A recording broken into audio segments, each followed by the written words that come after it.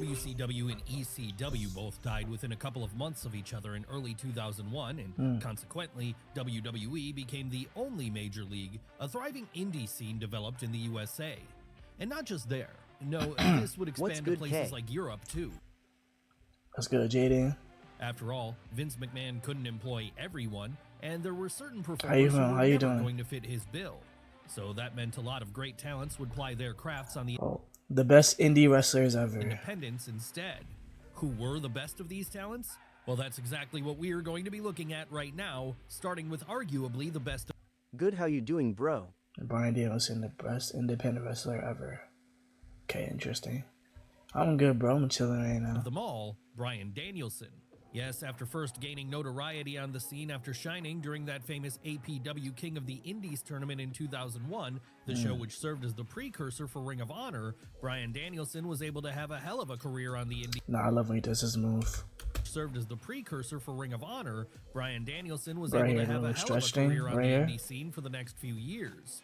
Seriously, this is a man who did it all, with him running the gambit of working the Butlins circuit in the UK, all the way to being the ace of the aforementioned Ring of Honor back when it was widely considered to be the best independent promotion on the planet. What were some of his highlights? Well, most of them came in ROH, with it being here that he developed his persona of the American Dragon, a technical maestro who liked nothing more than to tear his opponents apart piece by piece. And amongst the opponents he picked apart during his legendary run there as world champion were Kenta, Low-Ki, Takeshi Morishima, and of course, arguably his greatest career rival, Nigel McGuinness. Sure, it might have taken him a long time to get a serious look in from WWE on account of him not being physically what the company was looking for, but Danielson didn't seem to care about this, as all he wanted to do was wrestle, whether it brought him fame and fortune or not. Seriously, this is a man who has gone on record as saying if he had been paid just a little bit more in order to cover his bills, he'd have never left the Butlins circuit. As we all know now, though, somehow he would end up in the big leagues and actually thrive there in a way few others ever have. Definitely. That's right. Once the American Dragon made it to WWE in 2010, it would only be a few years before he became so undeniable that Vince McMahon was left with no choice but to give him the world title in the main event of WrestleMania 30. What happened after that? Well, Bryan would remain in WWE all the way up until 2021, at which point he jumped over to AEW to run out his career with arguably the best work he'd ever put out. That said, none of this would have ever happened. Now you gotta tap into AEW. I see his matches over there. Had he not first been given a platform on the indies. And Bryan Danielson isn't the only wrestler who used the independent circuit as a great place to hone his craft during the 2000s. No, the exact same thing could be said about our next subject. Oh man, the GOAT, Samoa Joe. Subject 2, Samoa Joe. Okay, we know we just made the argument that Bryan Danielson might very well have been the best wrestler in the world during the 2000s, but there's also an argument which could be made for Samoa Joe here too. And that's because, after also first breaking out during that APW King of the Indies tournament in 2001, he'd absolutely shine everywhere he went. Sure, we know a significant portion of his run here was spent in TNA, which, given it was on TV, technically means it's not an indie, but even more so than the Impact Zone, there's an argument to be made that Joe's real home back then was Ring of Honor. After all, it was in Ring of Honor that he held the world title for a whopping 645 days, in the process helping to put the promotion on the map with some of the best bouts of the era. Seriously, it didn't matter who the Samoan submission machine went up against here. Bryan Danielson, Christopher Daniels, Low-Ki, they all had to bring their A game whenever they stepped in the ring with the champ. Yeah, they bring it their all. When you're in the indies, bro, they don't care what you do. They just, you know, give it their last chance, like give it their last all and stuff like that. When you get to the main scenes, like everything's like watered down and stuff like that. And that in-ring skill which Joe possessed was on even clearer display during his now iconic feud against CM Punk, a feud which was so good it would become a regular fixture for fans to pass around on the early tape trading circuit. Damn. It was so good it would become a regular fixture for fans to pass around on the early tape trading circuit. Perhaps even more so than his feud against Punk, though, or his lengthy ROH world title reign. What Samoa Joe's time on the indies is most remembered for today is that famous match he had against All Japan Pro Wrestling legend Kenta Kobashi at a Ring of Honor show in October of 2005, fittingly titled Joe vs. Kobashi. This match, a one-time affair, has since gone on to enter the realm of myth for 2000s indie wrestling fans, with many to this day still considering it to be one of the greatest bouts of all time. All of this is to say then, Samoa Joe was synonymous with the US indie circuit here in a way which most others could never be. But what of the third part of that early ROH triad we've yet to fully talk about? Well, he's the person we're going to be talking about next, as it happens. The man who goes by the name of CM Punk. Damn. Today's GOATs. Now, what made CM Punk so popular in Ring of Honor, and to a lesser extent IWA Mid-South during the 2000s, was less his wrestling ability and more the way he crafted such an engaging character. Sure, he was a great wrestler in his own right, but he was never quite on the level of a Bryan Danielson or a Samoa Joe when it came to this area of the job. What Phil Brooks had to make up for this, though, was his promo skills. So he was always a talker. I didn't know that. He was always a talker. Okay. Skills so strong they would be able to turn him into the hottest thing on the whole scene after a while. Yes, there was a period where, if you knew one thing about US indie wrestling, it was probably CM Punk. Such a force of nature was he with his holier-than-thou straight-edge character. That's crazy. That's such a good name, too. And his Jim Jones-esque ability to create a cult of personality around himself. Hell, it was this character, combined with his great in-ring work, which saw him draw fans in for his classic series with the Samoan Submission Machine in ROH, or his famous bout against Eddie Guerrero in IWA Mid-South. And it was also these factors which saw him become Ring of Honor World Champion for a brief period in the summer of 2005, a period which would be destined to go down in history as the first Summer of Punk. What happened here? Well, not long after winning the gold, Punk would officially sign on the dotted line with WWE, with him going as far as to literally sign his contract on top of the belt itself. And once that happened, it created a situation where he was threatening to abscond to the big leagues with the title in tow. So it was then that over the weeks which followed, a very memorable angle played itself out in which everyone in ROH would be trying to beat Punk before he could run off with their top prize, with this being something which was eventually done by James Gibson, aka Jamie Noble. Jamie Noble. That's right, it was this angle which many remember CM Punk's indie run for today. But then why wouldn't it be? Because it only further showed his ability to create an engaging story, something which would be very and he brought viewers to the company too. That's dope. Important for him during his subsequent run in WWE, the very place he redid the Summer of Punk in 2011. What were the indies doing by then? Well, they'd have moved on to another generation of stars, one of the most prominent of which was our next subject, a man who famously had no love lost for Phil Brooks, Kevin Steen. Kevin Steen, aka Kevin Owens. He reminds me of so much of Samoa Joe too. He might be known today as Kevin Owens, but before he joined WWE in 2014, Steen was known for being one of the secret weapons of the North American indie circuit. How did he do this? Well, by not only being an excellent in-ring worker, but like with CM Punk, also being a master of the mic. Honestly, you'd be hard-pressed to find a better talker than this Quebec native back in the late 2000s and early 2010s, so captivating was he every time he picked up the stick. Unsurprisingly then, this made him hit every Steen's fight. Where he went, whether that be in Combat Zone Wrestling, Damn, that was nice. Surprisingly then, this made him hit everywhere he went, whether that be in Combat Zone Wrestling, Pro Wrestling Guerrilla, or of course, Ring of Honor. Hell, Steen would end up winning gold in each of these three promotions. And in the latter two, one of the belts he'd hold would be the world title, with this proving that to audiences watching back then, he was the guy. That said, it wouldn't be all about winning belts for the Canadian during this run on the Indies. No, it would also be about the memorable storylines. Storylines like his famous Austin vs. McMahon-esque program with Jim Cornette in Ring of Honor. And then, of course, there was his lengthy on and off again friendship with El Generico, the man who at different points was Steen's best friend and greatest enemy. The story these two men told across various different companies during the late 2000s.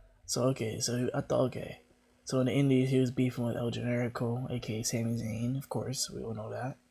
But I thought in the Indies he was just called thousands and early. I thought in the Indies Sami Zayn was beefing with Kevin Steen as Sami Zayn. I didn't know he was beefing with 2010s is so well known to indie wrestling fans from that era. It's one of the main things which got him signed. I love what he does. I love what he does this. 2010s is so well known to indie wrestling fans from that era. It's one of the main things which got him signed to WWE in the first place. Basically, what we're saying here is that during this second generation of the US indie boom, there were few people who were operating at a higher level than Kevin Steen.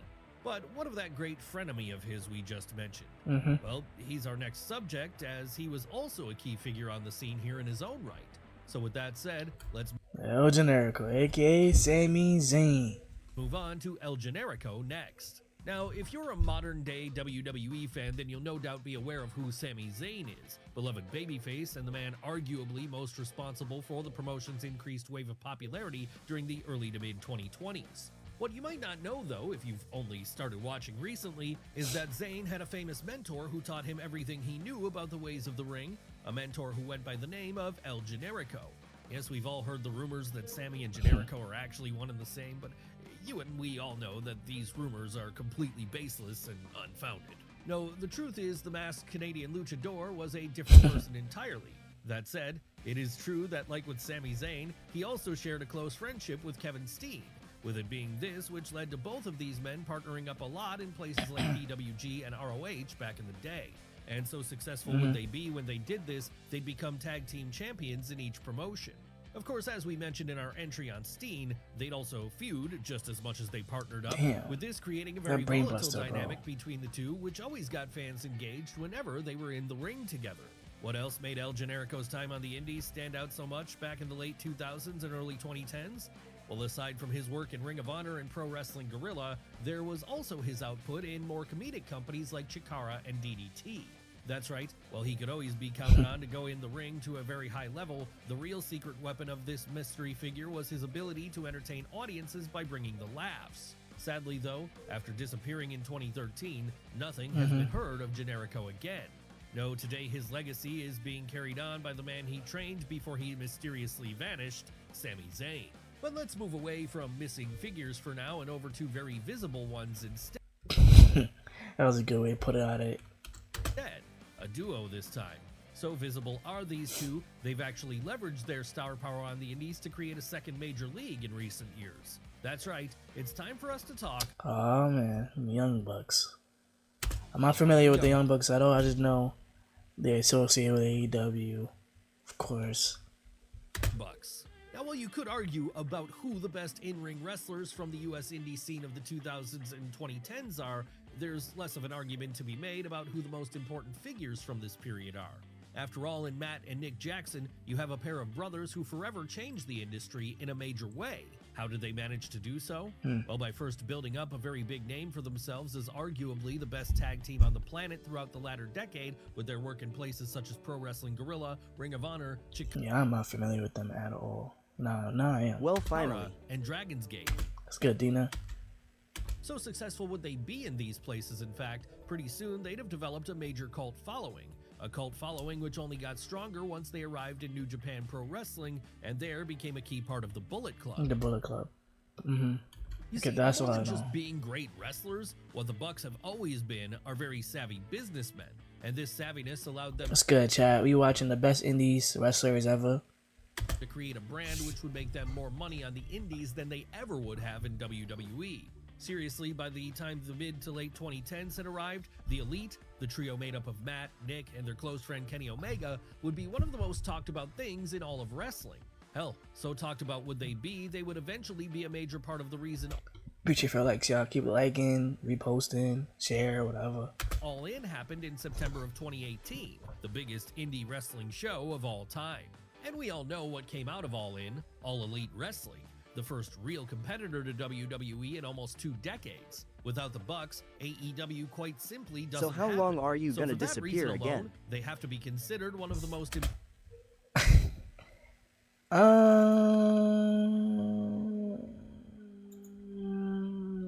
important indie acts in the industry's lengthy history. Really, what they helped to create with AEW was a spiritual continuation of that 2000s and 2010s indie scene, as so many of the people who first made their name there would end up working down in Jacksonville.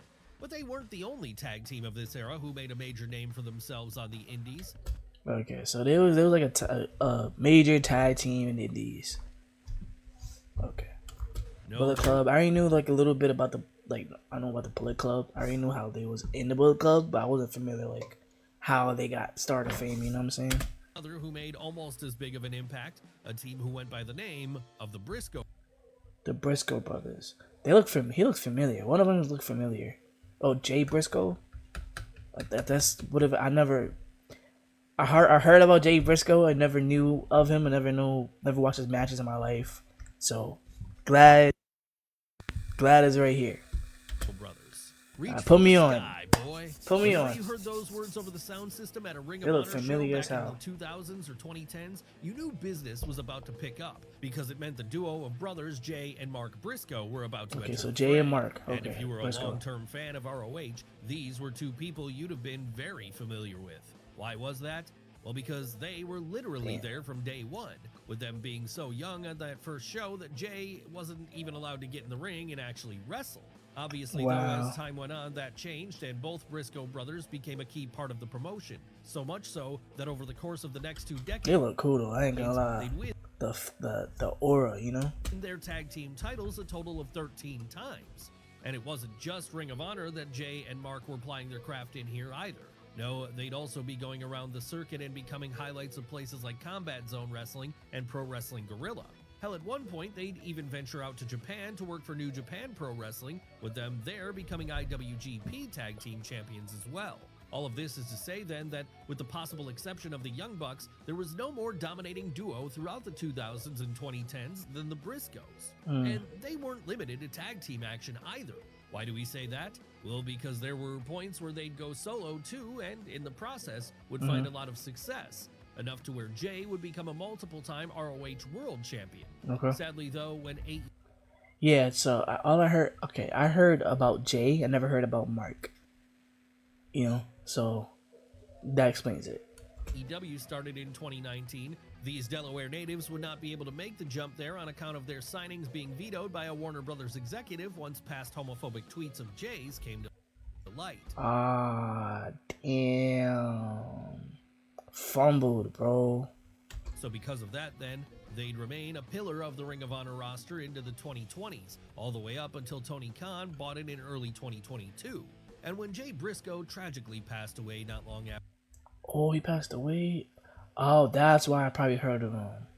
after this, Mark would officially be signed with All Elite Wrestling, where he continued to appear in the smaller company.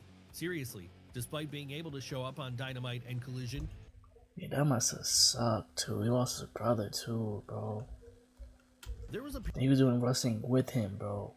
It's not like on and off again or a little small appearance. He's with them all the time, and then magically you wake up one day and he's not there, bro.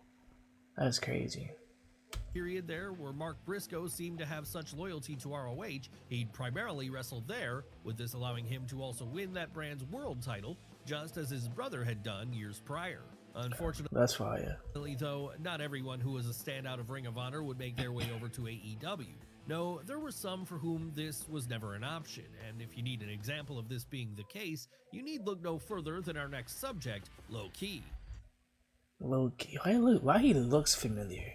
Now, while most, if not all, of the people that we're looking at today will be familiar to newer fans on account of the fact that they eventually went on to work for either WWE or AEW, Low Ki does not fall into that category.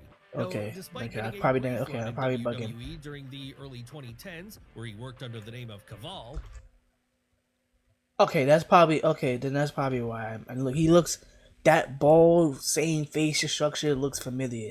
this proved to be so short, it never had any time to make a real impact. Nah, I still I remember this. The red fit. That's what I remember. And the Okay, reason so I know I was a tweet. I'm like, he looks so familiar, it bro. was so short was the same reason that the Brooklyn native never joined a lot of his fellow ROH originals in Brooklyn? All Elite Wrestling. He's so notoriously difficult to work with, he makes 90s Shawn Michaels seem like a sweetheart. That said, Oh, none really? of this can take away from how important he was to the US indie scene during the 2000s when, while Bryan Danielson, Samoa Joe, and CM Punk were all tearing it up, Low Ki was right there alongside them. Hell, his style was so eye-catching here, some actually preferred him to those three. What did this style entail? Well, a lot of stiff strikes. He looks stiff. Yeah, I was just about to say he looks stiff as What this hell. did, though, was give his matches an air of genuine danger, which couldn't be replicated by anyone else on the scene. Come on now, there's a reason why when Ring of Honor had to pick someone to crown as their inaugural world champion in 2002, they chose Brandon Silvestri.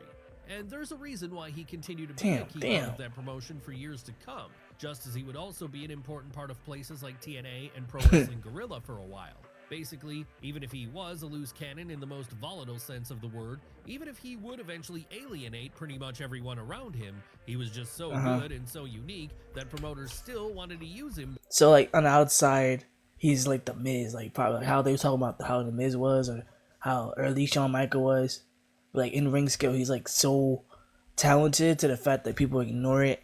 Like especially back then, like it's not everyone's on social media and stuff like that compared to now. Back in the days when the indie boom was just starting out.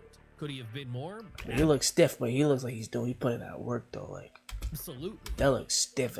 Like hell, if his attitude had been even a little better, there's no reason low-key couldn't have had a career as successful as someone like Samoa Joe. And he's not the only performer from this time period who never reached his full potential because, for entirely different reasons, there would be another ROH original who stumbled before he could reach the big leagues. Who are we talking about here? Why, someone who it could be argued was the fourth pillar of Ring of Honor alongside Joe, Danielson, and Punk, London's own Nigel McGuinness. Yes, if you were a fan of ROH during those early years, then you'll no doubt have been a fan of Nigel McGuinness, as he was quite simply one of the best performers on the roster. I think. And when you consider some of the people who were on that roster, many of whom we've talked about already today, that's saying quite a lot. He looks like what's his name? Jerry the King Glorious son, low key. But you know, that's Grandmaster Sexy, right? No, never mind. Have some of the best matches in the company for one. Come on now, who can forget that legendary series he had with Bryan Danielson? A series which is still talked about fondly to this day. And all this would lead to a situation where, by the time his run there was over, Nigel would be a one-time ROH Pure Champion and a one-time ROH World Champion. Sadly, though, that would not be enough to see him end up in the big leagues like his friend and rival Bryan Danielson. Why was that? Well, as was documented in the heartbreaking The Last of McGuinness documentary, the Englishman would see his contract offer from WWE be revoked after he was unable to get himself cleared to wrestle in time. So because of that then, following a brief run in TNA, his career would come to an untimely end soon thereafter. Of course, there would eventually be a happy ending, however, because over a decade later, Nigel would sign on the dotted line with AEW, initially as a commentator. And as that's not bad. time went on in Jacksonville, he'd be able to return to the ring once more, with this allowing him not only to perform at Wembley Stadium in the summer of 2024, but also to have one last match with the American Dragon just 1 month later at Arthur Ashe. It's like a full circle. Like that's not a circle. Stadium in New York City. And Nigel McGuinness isn't the only indie legend who got a chance to have his last stand in AEW during the 2020s. No, the same thing could be said about our next Christopher Daniels. Okay, I heard about Christopher Daniels all the time, but I never watched his match. I don't know bull. I don't. So it's a good thing I watched the video because I heard these names, but I never got a chance to, or didn't just feel me? Okay. Christopher Daniels. Christopher Daniels. Christopher Daniels is probably most commonly associated with his time in TNA, and I heard about that. Yeah. Television, it can't really be considered an indie. That said, this was far from all the Fallen Angel was doing during the 2000s and 2010s. No, outside of that, he was continuing to work all around the circuit, helping to elevate the scene on every show he was on by being another contender for Best Wrestler in the world during this time period. Hell, in particular, his work in Ring of Honor. Keep like up the love, y'all. Keep like up the love, y'all. I see y'all. He was regularly tearing the house down from bell to bell. He was winning numerous championships, including the ROH six-man tag titles, the tag team titles, the television title, and the world title. Seriously, over the course of his 3 runs in that company between 2002 and 2019, there was never a point when Daniels wasn't one of the best on the roster. And that was exactly why, when AEW formed in the latter year then, he'd be an easy choice to be a day one member. Good pickup. Of course, by this point, though, the fact that he was in his late 40s meant the Fallen Angel would play the role of player-coach here, with this allowing him to impart the years of wisdom he'd learned on the indie circuit to the next generation of wrestlers. Hey, everything happened for a reason, though. Everything happened for a reason. What a gift this was for the AEW roster, then. To have someone as talented as Christopher Daniels, a true king of the indies. And look, you still, even if you're in the late 40s, bro, you can still go. You can still go. There to pick the brain. You can still go. And Daniels isn't the only king of the indies who currently has a backstage role in Tony Khan's promotion. No, that's also a statement which applies to our next subject. Chris Hero. Chris Hero. Okay, I never heard of him. Chris Hero. There's a reason he's a guy who for years had the moniker of the wrestling genius. And that's because as far as experts of the craft go, he's right up there with the best of them. Hold up. And that's because as far as He does look familiar though. Was he in WWE? experts No, in the right? He was craft on go, WWE. he's right up there with the best of them.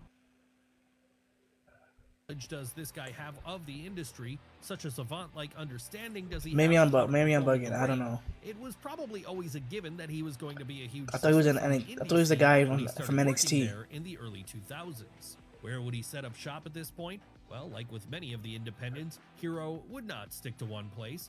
Rather, he'd move around from promotion to Like Casio something. I'm probably bugging. I'm bugging. Let me shush. Let me shush. pleased. And it was this which saw him work not just for the mighty Ring of Honor, but also Pro Wrestling Guerrilla, Combat Zone Wrestling, and Chikara, just to name a few, with it being in each of these companies that he was able to wow audiences with his technical prowess. Sure, he might never have gotten that big run in WWE, but that didn't make him any less of a talent deserving of being paid attention to during the 2000s and 2010s. And it's not like he didn't work for Vince McMahon at all, as he did serve a spell in Am I right? NXT for a while. Am I right? Of Cassius Ohno. Oh, I know, boy. I know the tripping, bro. I'm like, he looks so familiar. It's fake. I don't even watch NXT. I just have the. I just play the game. I recognize the spinning the discus form. I'm like, that looks so familiar. And then the red fit. I don't know, the beard. It just looks so familiar. And it's funny 'cause I don't watch NXT at all. Which I gotta start watching NXT. I gotta know my NXT. But like, I'm like, bro, I know I wasn't bugging. I'm like, he looks so familiar. Him to collect a nice paycheck for a few years. After that, damn, they really let him go. It Damn. was back to his old stomping ground of the indie circuit, where Hero, now getting a little older, continued to prove why he was a man deserving of being a one-time PWG World Champion, one-time Evolve Champion, one-time CZW World Champion, and four-time IWA Mid-South Heavyweight Champion. And because so many of the people he worked with here would eventually end up in AEW, it gave the Dayton native an in to start working there in 2023 as a backstage coach. But we've talked about a couple of people now who have a claim to the moniker of King of the Indies without so he's an AEW backstage about the man coach. who's used that title as a gimmick for so long. The man who ruled the roost on the circuit throughout the 2020s. So let's talk about him now then. The King of the Indies. Mr. Indies himself. Matt Cardona. I know my Matt Cardona. Everyone, Zach. The only Matt Cardona. That's right. Well, the people we've looked at so far today are all people who came up on the 2000s and 2010s independent scene. Matt Cardona was spending that period working for WWE. Really then, given he started out in the big leagues, it should have been easy for him to fail once he was cut by Vince McMahon in 2020, and from there forced to venture out on his own for the first time.